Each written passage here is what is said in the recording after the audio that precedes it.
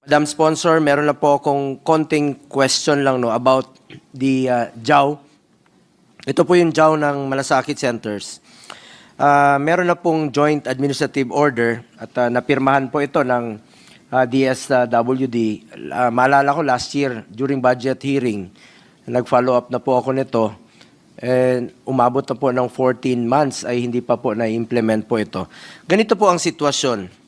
Pumirma na po ang DOH, pumirma po ang PhilHealth, pumirma po ang DSWD, ang isang opisina, ahensya, ang PCSO, ang hindi pa po pumipirma. Siguro marahil meron talagang ahensya na ayaw tumulong sa mga kababayan nating mahihirap. Aside from financial assistance, DSWD will be able to provide medical assistance inside Malasakit Centers through guarantee letters. Kaya nga po itong Malasakit Center, it's a one-stop shop naman po siya. Nasa batas po yan na mas makakatulong po sa ating mga kababayan na hindi na sila kailangan pang pumunta ng regional offices, hindi na sila kailangan pumunta ng provincial offices ng DSWD. Yung AIX na avail naman po ng mga biktima ng kalamidad o yung mga binibigyan po ng ayuda sa kahit saan, sa buong parte ng Pilipinas, including sa mga malls, no? Ang pakiusap ko lang sana sa DSWD, kung pwede nyo naman pong gamitin ito for medical assistance. Malaking tulong po ito. Halimbawa, magbibigay lang po ako ng example, Sec Rex.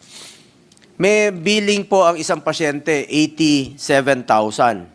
Alam naman natin ang PhilHealth, ang case rate nila, minsan ang binabawas. Ayun, merong isang provincial health officer ng Camarines Norte, 4 million yung kanyang billing, ang binawas ng PhilHealth, 27,000. Kaya nakakainis nga itong PhilHealth, habang naghihingalo yung mga pasyente, sila naman sobra-sobra yung reserve fund, 500 billion. Kaya hindi natin ito tinitigilan. O balikan ko po yun. Bawal sa ngayon, no? Bawal. Ginagawa na nila, sa abot nilang nakakaya, ginagamit na nila yung AIX sa medical assistance. Hindi na sa medical. Hindi kasi na pag binigay yung 3,000, pwede na doon sa Malasakit Center. pwede naman gamitin. Gagawin na pag nag-umpisa itong JAW. Sa kasamaang palad, Ayun. inaamin at walang magawa, ang tatlong grupo, itong DOH, ang DSWD, pati ang PhilHealth, pirmado na sila. Ang problema, yung PCSO, Baka hindi pa naman rin pwede pumipirma. Thank you, Mr. President, distinguished colleagues, and to the DSWD led by Secretary Rex Gatchalian. Mr. President, sa dalawang budget hearings po ng DSWD, nanawagan po tayo na huwag po pahirapan ng mga mahirap at bilisan po ang paghahatid ng serbisyo sa nangangailangan, especially po itong AIX, no? Assistance in Crisis Situation sa mga nangangailangan talaga. Ang tunay na pagmamalasakit, walang pinipili, walang pinapaboran, at walang halong politika. Do not be selective. At sabi ko nga sa inyo, bawat buhay, kayo na nagsabi, sabi nyo nga, bawat buhay, mahalaga po sa DSWD. At ako naman po ay full support parati sa ating DSWD for the past 8 years, no? At ako po ay patuloy na sumusuporta naman po sa inyong departamento. Basta tulungan nyo lang po yung mga mahirap nating kababayan. Yan lang po ang pakiusap ko. Madam Sponsor, meron na po akong konting question lang about the JAW. Ito po yung JAW ng Malasakit Centers. Meron na pong joint administrative order at napirmahan po ito ng DSWD. Maalala ko last year during budget hearing, nag-follow up na po ako nito. And umabot na po ng 14 months ay hindi pa po na-implement po ito. Ganito po ang sitwasyon. Pumirma na po ang DOH, pumirma po ang PhilHealth, pumirma po ang DSWD, ang isang opisina, ahensya, ang PCSO, ang hindi pa po pumipirma. Siguro marahil meron talagang ahensya na ayaw tumulong sa mga kababayan nating mahihirap. Ang current JAW po, DSWD is limited to financial assistance, transportation, burial, food. Nung ni-revise po yung JAW, aside from financial assistance, DSWD will be able to provide medical assistance inside malasakit centers through guarantee letters. Kaya nga po itong malasakit center, it's a one-stop shop naman po siya. Nasa batas po yan na mas makakatulong po sa ating mga kababayan na hindi na sila kailangan pang pumunta ng regional offices, hindi na sila kailangan pumunta ng provincial offices ng DSWD para humingi ng tulong. Malaking ginhawa po ito sa mga kababayan natin na nangangailangan po ng tulong na huwag na natin silang pahirapan pa. Ang hirap pong magkasakit, wala silang trabaho, wala silang malapitan, andyan na yung center, one-stop shop. May pondo naman po kayo sa AIX. Di ba ang pondo nyo sa AIX, magkano po yun for 2024?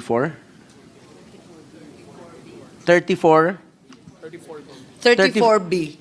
Tumataginting na 34 billion ang AIX, no? Magkano na hong nagamit nyo rito?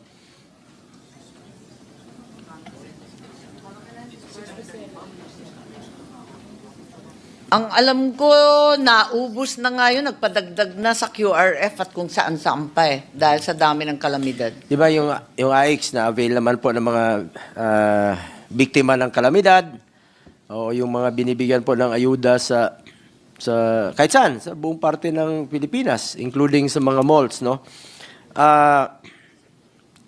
Ang pakiusap ko lang sana sa DSWD, kung pwede nyo naman pong gamitin ito for medical assistance.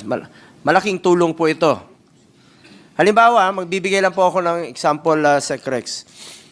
May billing po ang isang pasyente, 87,000.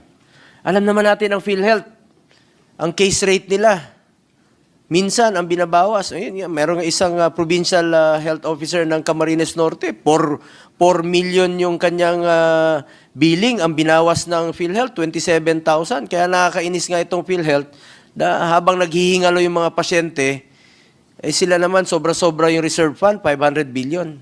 Kaya hindi natin ito tinitigilan. O balikan ko po yung halimbawa natin, 87,000 ang hospital billing. Binawasan po ng PhilHealth ng 5,000. Meron pa siyang 82,000. Binawasan ng, kung walang PCSO doon sa Malasakit Center, so hindi makakatulong yung PCSO kasi kulang yung personnel nila. Binawasan ng DOH, ng MAIFIP, 20,000. So, meron pa siyang 62,000. Mangungutang pa ito. Isasangla yung karabaw, ibibenta yung refrigerator para makalabas po sa ospital.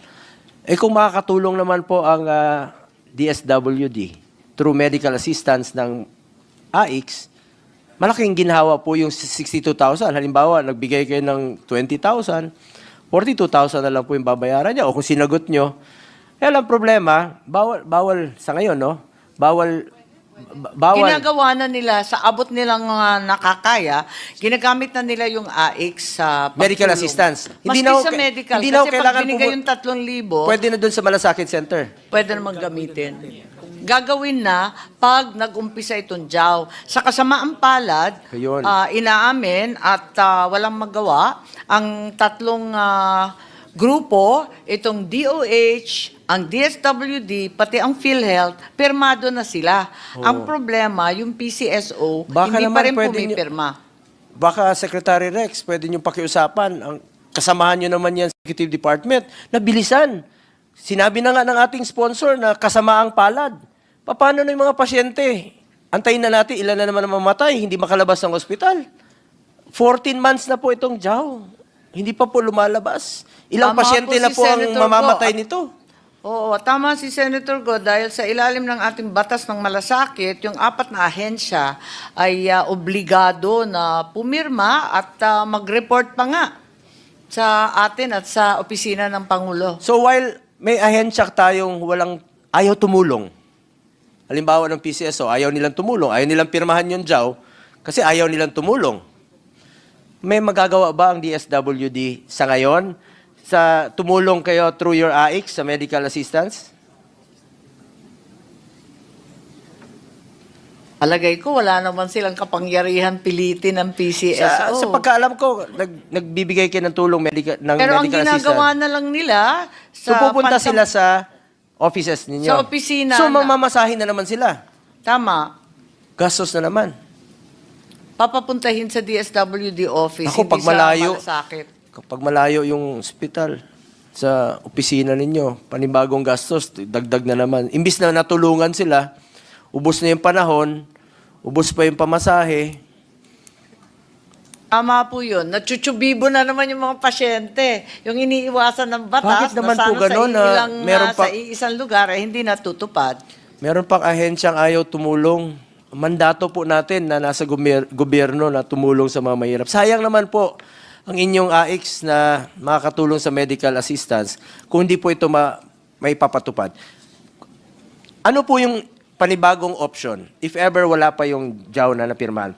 Pwede nyo bang through department order na makatulong kayo?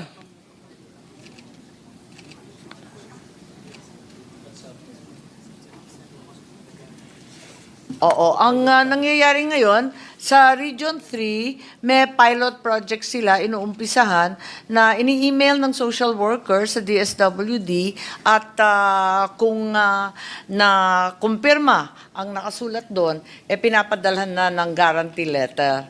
Kasi ilang araw ang papatak na naman yung babayaran niya sa kwarto kung hindi siya makakalabas sa ospital. Pero Then, yung pilot na yon sa ngayon, same day at wala nang mamamasahe. pero kailangan pa nilang pumunta sa offices ninyo. Hindi na, kasi ini-email lang ng social welfare. Through from Malasakit Center. So pwede na po. Ini-email na lamang sa DSWD, nag-pilot sa Pampanga, mukha naman matagumpay at mabilis, same day daw. Saan po sa Pampanga, Mr. President?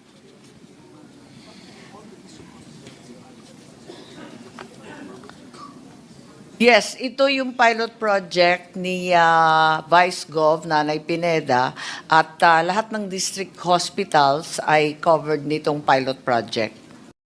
Hindi, ang pinag-usapan po natin dito, nasa batas naman po na mandato ng 4 na ehensya ng gobyerno, no? PCSO, PhilHealth, DOH at DSWD, kasama po kayo dyan. Even without a JAW, can DSWD just revise the AIX guidelines so they can provide medical aid in malasakit centers through department order? Sa ngayon, for the meantime, while waiting for the approval. Kaya of the- nga nag-pilot kasi sinusubukan nila kung maaari naman mag-email yung social welfare officer mula sa Malasakit Center, wala nang pupunta sa kung saan-saan pa, hindi na chinuchubibo yung pasyente na pupunta pa kung saan-saang opisina. Eto nga, pilot, kung tuloy-tuloy na maganda ang takbo, ito na ang alternatibo dun sa JAW na hindi mabuo. Kasi sa ngayon, Mr. President, ang tulong mula sa AIX is through transportation. Am I correct? No? Financial assistance. Alam mo, kayo po ba'y naniniwala na malaking kaginhawaan po ito sa kanila na pumunta na lang po sila doon sa one-stop shop para humingi po ng tulong, no? Oo naman, kaya tayong lahat pumirma doon sa batas na Salamat yan. po, including our good sponsor. Yun lang po ang pakiusap ko, Mr. President, to Secretary, I'm addressing it to Secretary Gatchalian. Baka pwede nyo munang, while waiting po, no? While waiting, nag-antay tayo ng 14 months.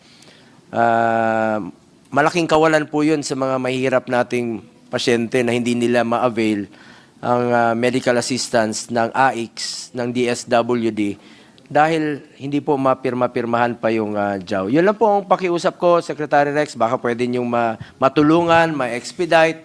Alam ko naman na gusto mo rin po tulungan yung mga kababayan nating mahirap. Dahil ito nga yung AIX, Assistance in Crisis Situation. Malaking tulong to. Ginawa ko na example kanina, 87,000, bawas ng PhilHealth, bawas ng DOH, at bawas po mula sa AIX, malaking kaginhawaan po yun na makalabas po yung pasyente na hindi na nila kailangan magmakaawa pa. Dahil pera naman po ng Pilipino yan. Ibalik po natin sa kanila sa mabilis na serbisyo. Kaya nga po tayo may mga malasakit centers, one-stop shop, para meron silang matakbuhan na hindi na nila kailangan bumiyahe pa ng mga regional offices at ng mga provincial offices para humingi ng tulong sa mga ahensya. Tulungan na lang po natin sila. Yun naman po ang aking pakiusap sa inyo, Secretary Rex. Full support naman po tayo sa inyong budget, basta ibalik po ang pera ng mga kababayan natin sa mga mahirap. Yun lang po hiningi kong assurance, baka pwede po mapabilis.